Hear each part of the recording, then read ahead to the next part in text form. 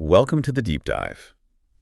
Today, we're diving into something that, well, it impacts every single one of us, human behavior.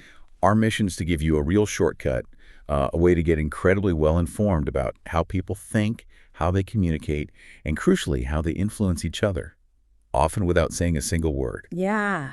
We've pulled together insights from a fantastic stack of sources, classics like How to Analyze People and Read People Like a Book. Plus, we dip into Neuro-Linguistic Programming and the whole art of persuasion. And the aim here, it isn't just theory. We want to give you practical, maybe surprising facts, those real aha moments. Right. These will genuinely help you understand what's truly important in the interactions happening around you, like every day. You'll gain skills to recognize hidden cues, maybe protect yourself from manipulation, and honestly build much deeper connections. Oh, let's unpack this then. Get ready to decode the unspoken language of the human mind. So let's jump right into something that's truly foundational, the immense power of nonverbal communication. It's almost startling when you think about it. Oh. Body language makes up, a staggering 80% of what we communicate, often unconsciously, before a word is even spoken. Exactly. And the real insight here isn't just about spotting a gesture. It's understanding that our bodies are constantly broadcasting. Constantly. Mastering this lets you read others' true intentions, sure, but just as important, it helps you fine-tune your own nonverbal messages. That's a great point. So you convey precisely what you mean because, our bodies often betray our true thoughts, even when we consciously try to hide them. And it's such a rich language, isn't it? Yeah. So many nuances. Let's start with signs of openness and acceptance. Okay. We're talking about things like open hands, kind of a primal signal, right? No hidden weapons, instantly disarming. Basic trust signal. Or someone unbuttoning, maybe even taking off a coat. That often just screams, I'm friendly, I'm willing to agree here. It's like opening up physically. Yeah, and there's that ancient gesture, placing a hand on the chest, signaling loyalty, sincerity. Like pledging allegiance, almost. Exactly. And of course, a simple consensual touch on the hand or shoulder can instantly convey agreement or a calming presence. It's all about building that connection. But then on the flip side, we quickly pick up on defensiveness and disinterest. Oh, yeah. Crossed arms are pretty much universal for opposition or feeling closed off, right? Definitely. You see it everywhere. In disinterest, it's not just someone looking bored. It could be that rigid posture, eyes flicking to the clock, maybe looking up at the ceiling a lot. Checking out mentally. Pretty much. Even crossed legs can sometimes signal discomfort or dislike. These are all cues saying, look, I'm not fully engaged here. Okay, so what about when someone's evaluating something or maybe suspicious? Ah, right. That's where you might see the classic thinker pose hand on the cheek or chin, often with slightly narrowed eyes, like they're really focusing. Deep in thought. But interestingly, a slightly tilted head usually signals the opposite genuine interest, close listening. It's subtle, isn't it? Very. Conversely, that index finger rubbing the nose, sometimes that can be a little tell for doubt, or like they're holding something back. A hidden secret, maybe? Could be, and the clearest signal someone wants out. Their body or feet will literally start pointing towards the door, towards an exit. Their body's already leaving the conversation. Exactly. Then we get the really powerful cues of readiness and confidence. Okay, but like what? Think hands on hips or feet spread apart, that classic power stance. Right, you see athletes do that. Athletes, business leaders, it signals authority, being ready to act, maybe asserting presence, and someone literally sitting on the edge of their chair. Leaning in. Yeah, often signals they're ready to compromise, agree, or jump into action. For pure confidence, look for the steeple gesture fingers joined like a church steeple. Oh, I've seen that. It speaks volumes about satisfaction, pride, feeling in control. Even things like putting feet up on a desk or casually touching something they see as theirs, their car, maybe a partner's waist can subtly convey ownership or dominance. Wow, it really is a full-body conversation. Now, what about nervousness or trying to keep it together? Self-control. Hands covering the mouth can often mean someone's trying to stop themselves from saying something or hide an emotional reaction. Holding it back. Yeah, fidgeting, pulling at clothes. Yeah. That can be linked to internal conflict, making a decision, or just general discomfort. And for real self-control, look for someone clasping one hand behind their back, gripping the wrist or arm tightly. Like physically restraining themselves? Kind of, yeah. Or tightly clenched hands and ankles. You see that a lot in stressful situations, like job interviews. cues, where people are trying hard to suppress strong feelings. Okay. And finally, what about the more overt stuff, like sadness, boredom, or frustration?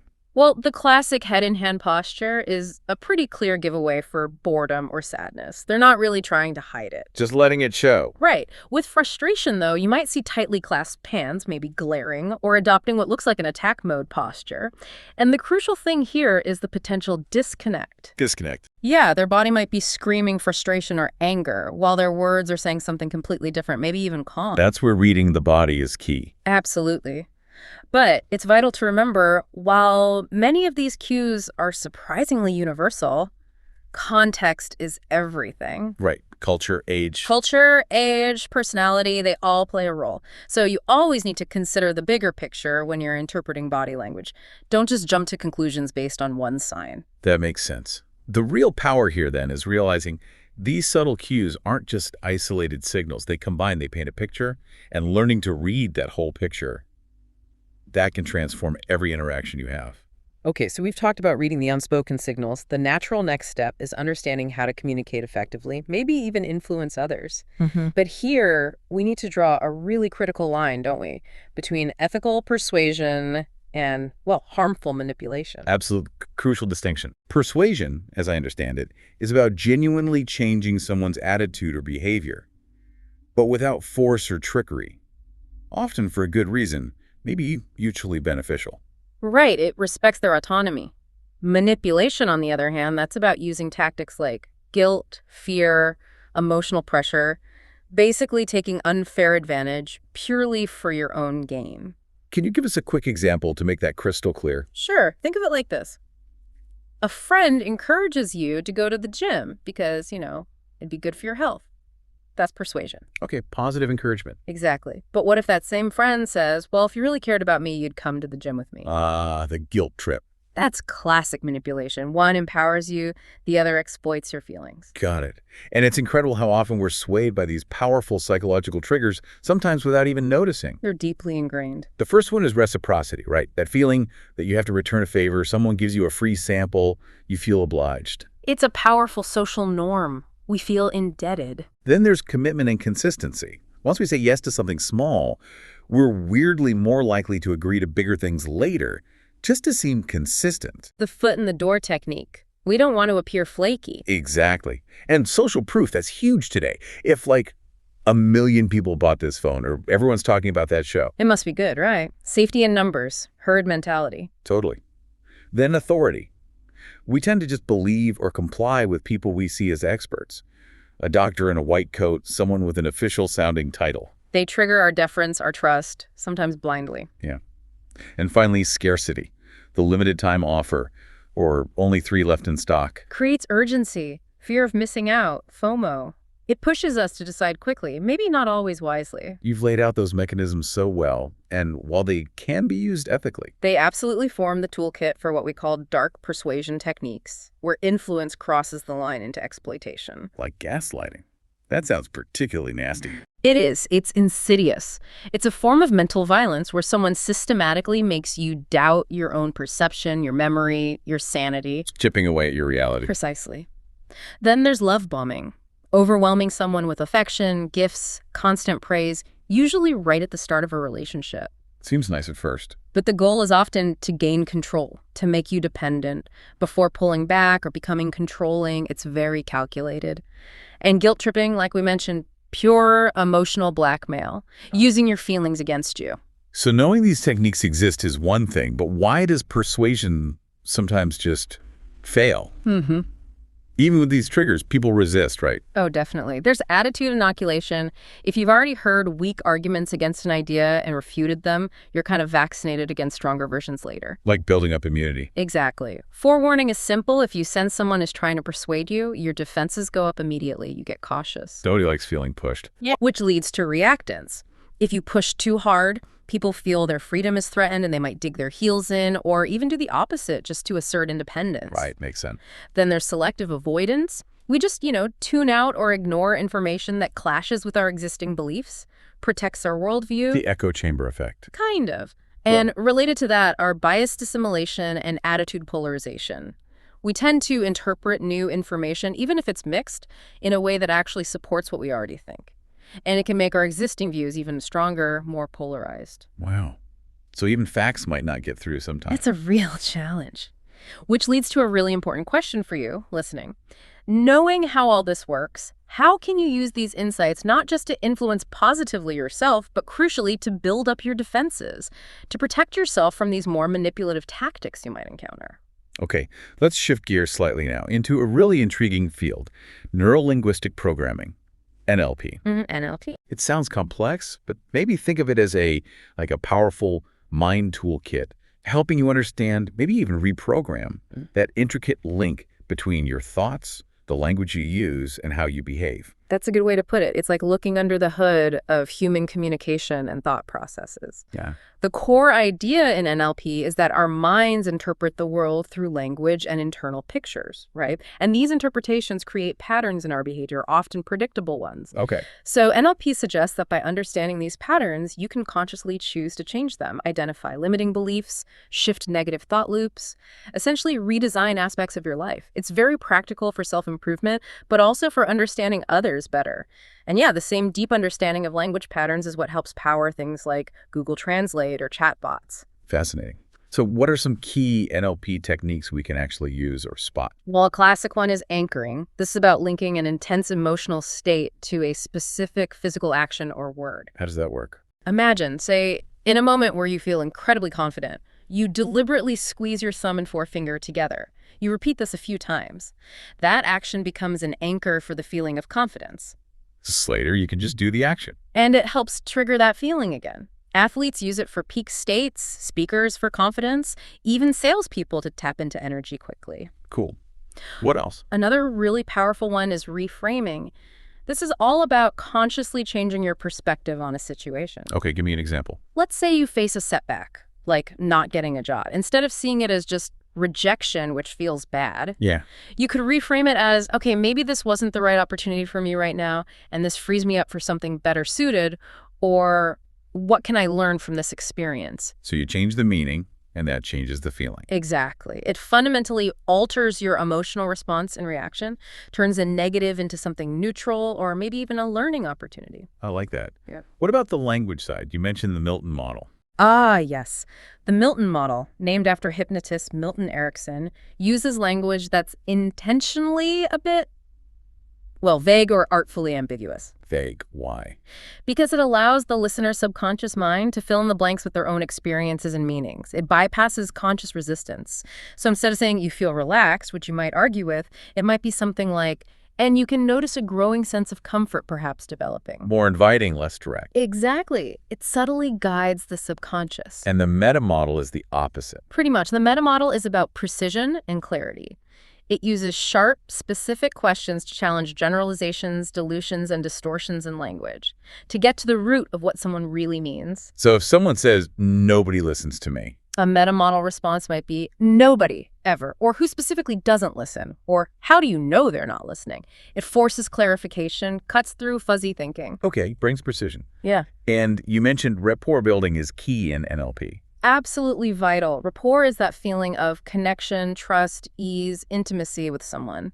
How do you build it using NLP ideas? Often through subtle mirroring or matching. This isn't mimicry. It's more about subtly aligning with the other person's, their body language, their posture, maybe the pace or tone of their speech, even their breathing rate or energy level. You sync up with them. Yeah, subtly. When you do that, it creates a subconscious feeling of, this person is like me, which builds trust and connection very quickly. They feel understood without knowing why. That's powerful. But like persuasion, couldn't this be misused? There must be ethical considerations. Definitely. Any powerful communication tool can be used for manipulation. NLP practitioners themselves often stress ethical use.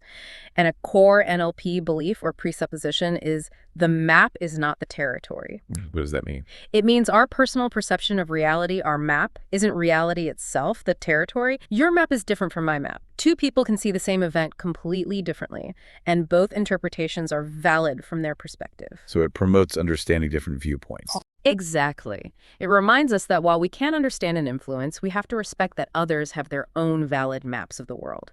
It encourages respect for autonomy. So if we connect this to the bigger picture then, NLP isn't just tricks, is it? Not at all. It's really about empowering you to become the master of your own mind, your own state. It's about consciously choosing your thoughts, the language you use internally and externally, and therefore your behavior. This leads to a more confident, responsible, and effective you in pretty much all areas of life. Okay, so NLP gives us tools for self-mastery and positive influence. Yeah. But we have to acknowledge that power, especially understanding psychology, can be misused, which brings us, maybe inevitably, to the darker side of things, manipulation. Right. It's important to understand this too. What really defines a manipulator, regardless of their specific tactics? What's the common thread? At their absolute core, manipulators are fundamentally deceptive. They are laser-focused on getting what they want, their desired outcome, and often they really don't care about the cost to others' feelings or well-being. The collateral damage is irrelevant to them. That's chilling. And this is where the dark triad comes in. Exactly. The dark triad refers to 3 specific yet related personality traits: narcissism, Machiavellianism, and psychopathy. They're often called the dark side of human psychology because having these traits strongly predicts manipulative, coercive, and generally harmful behavior towards others. Let's break those down because understanding them is really crucial for spotting them. Narcissism. Oh. We hear that a lot. It's more than just vanity, right? Much more. Yes, there's arrogance and intense self-centeredness, but the key is often a profound lack of empathy combined with an extreme sensitivity to criticism. Their ego is huge, but also fragile. They need constant admiration, but offer little genuine concern for others. Okay. Then Machiavellianism, named after Machiavelli, the political philosopher. That's the one. This trait is about being cunning, deceptive, and strategically manipulative. What's striking is often a real absence of morals or emotional connection when they're pursuing their own self-interest. It's cold, calculated exploitation. They see people as pawns. Wow. And finally, psychopathy. This sounds the most severe. It often involves antisocial behavior, instability, hostility, and crucially, a profound lack of remorse or empathy. They just don't feel guilt the way most people do. And what's particularly disturbing is its significant overlap with sadism. Sadism, actually enjoying causing harm. Yes. Not necessarily physical, often emotional or psychological harm.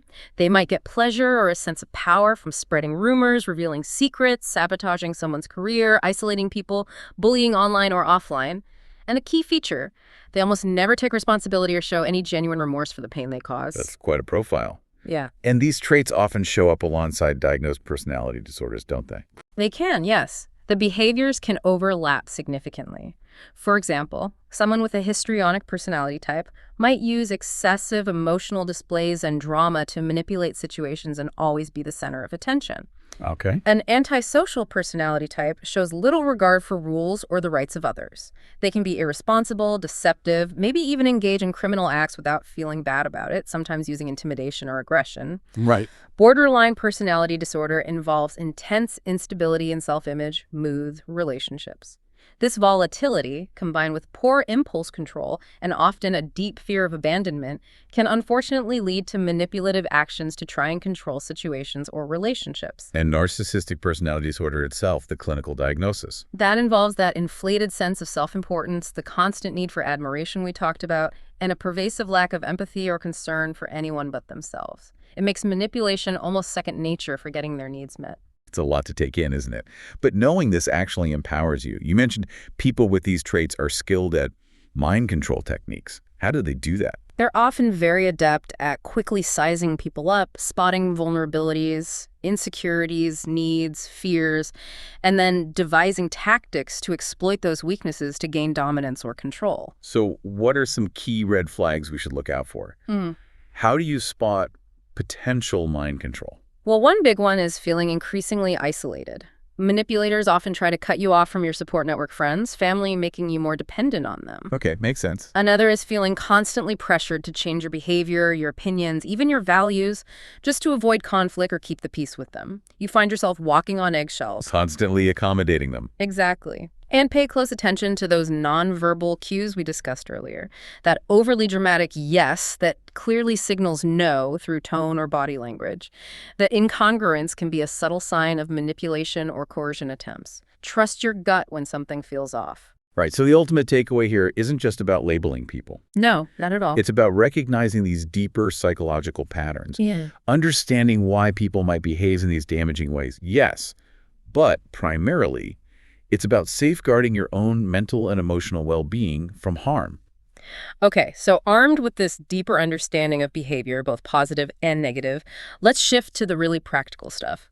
What proactive steps can you take, both to protect yourself from manipulation and also to foster genuinely healthier, more empathetic interactions in your own life? Absolutely. Let's get actionable. When you identify someone who is consistently manipulative in your life, you need strategies.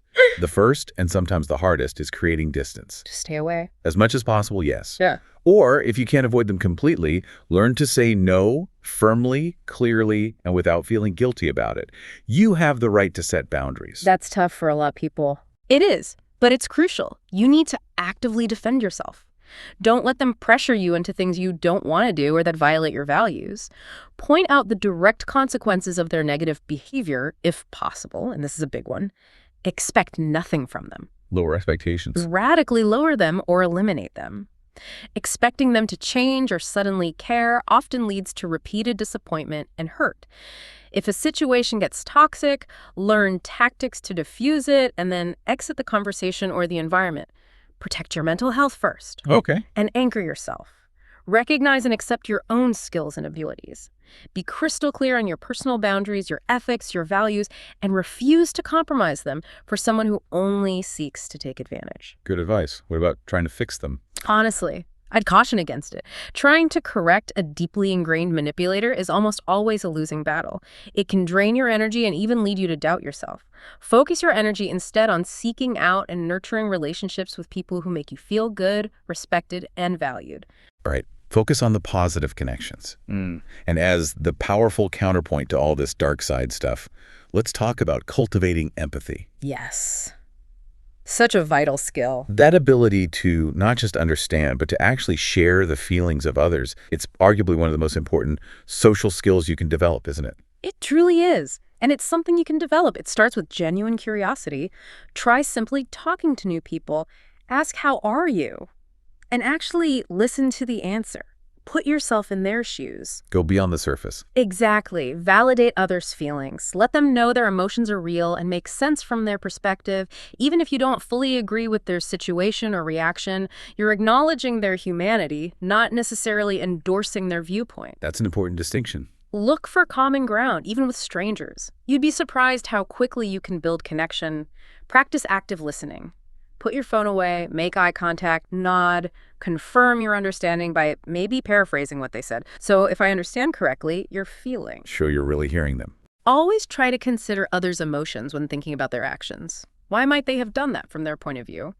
For a deeper dive, maybe spend a day experiencing something outside your normal life, volunteer somewhere, attend a support group meeting, just to broaden your perspective beyond your own bubble.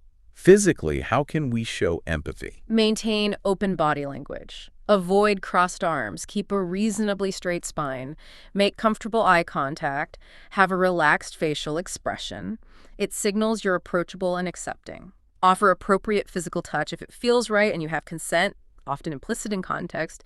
A gentle pat on the hand or shoulder can convey comfort and support powerfully. Small gestures matter. They really do. Offer help, whether it's holding a door, helping a relative with their computer, whatever. It shows you see their need and you care. And fundamentally, try to accept people without immediate judgment.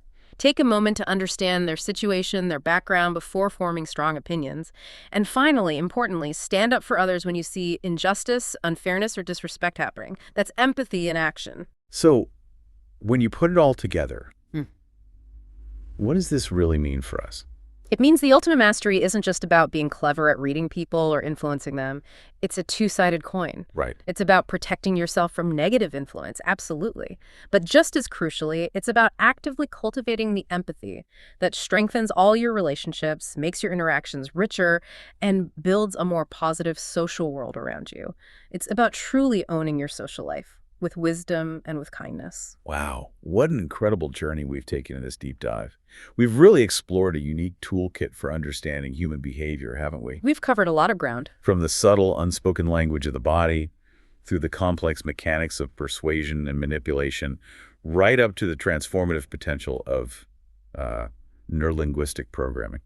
And it's so important to remember this knowledge isn't just about reading other people like a book. It's profoundly about understanding yourself better, too. That's true. And using that understanding to strengthen every relationship in your life.